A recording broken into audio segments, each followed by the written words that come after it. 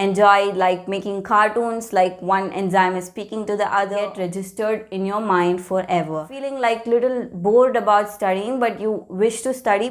Hey, this is Srika and today's video is about effective ways of learning. I'll be sharing with you the methods that I used and felt it effective. So let's get started. First one is learning to teach. Learning to teach helps you in two different ways. One, first, in order to teach somebody, you will have to learn the concept in depth. Only if you know the concept in depth, you can teach to somebody else. And the second thing is that you can learn from them. From whom you are teaching, you can learn. When they ask you some question in that concept, and if you are not knowing the answer, you might be searching for the answer knowing it after teaching that person.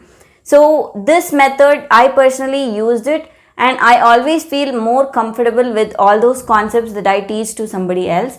So I always recommend people using this method because it is highly useful. And the second method is that you have to learn to form questions. Whenever you read a line from your textbook, try to make questions.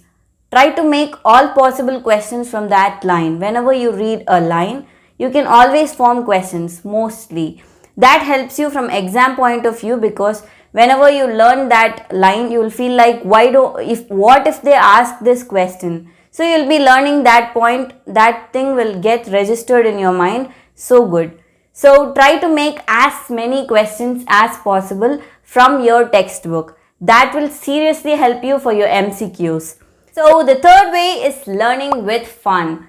Learning with fun could be anything that entertains you. If you are a person who likes drawing, you can even draw enzymes or the digestion process, and you can enjoy like making cartoons, like one enzyme is speaking to the other, or how the interaction between the food and the enzymes are going, so that these concepts will get registered in your mind so well.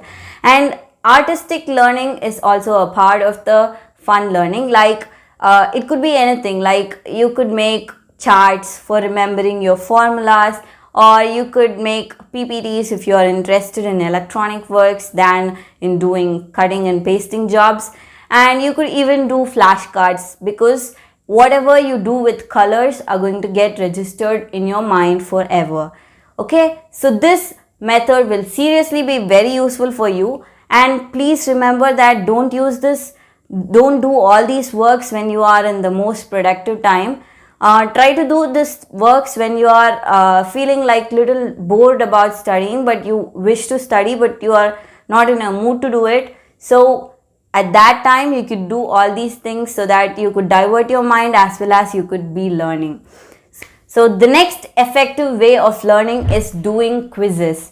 You can do quiz by making a lot of questions that what you made while you're learning the chapter. You can just compile it all and you could ask your friends to make another 100 questions, and you might even have a competition like who is going to make a lot of questions from that chapter, and you'll be having a kind of quiz competition between you.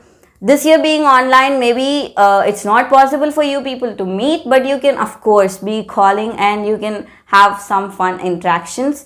So the next one is using sample papers. This is going to be your last thing that you're going to do, because after learning the concepts so well by teaching somebody else, and after knowing about the questions by forming your own questions, after learning every formula, you're going to use this method finally in your tests. You're going to check how is it going to work in your exams by taking sample papers.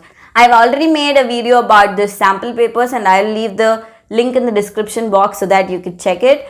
And another interesting way is that you could learn with models, like remembering the formulas. If you feel it difficult, you might be using your eraser to find the volume of your cuboid, or you might be marking the length, breadth and height, and you might be rotating it, and you can easily understand things sometimes. Or you can cut out a cone from a paper, and all these will help you to remember the concepts. So artistic way of learning or the fun learning is always very useful. So don't think that's just a waste of time. So you can invest some time on it, but not the productive time. All these methods were used by me and I truly recommend it. and I'm ready to share every experience of mine if you ask for. So do ask queries in the comment box, and I'm ready to answer it because I'm keep on answering those questions right now with the videos. And don't forget to subscribe and like the video and share it with your friends so that they too get benefited.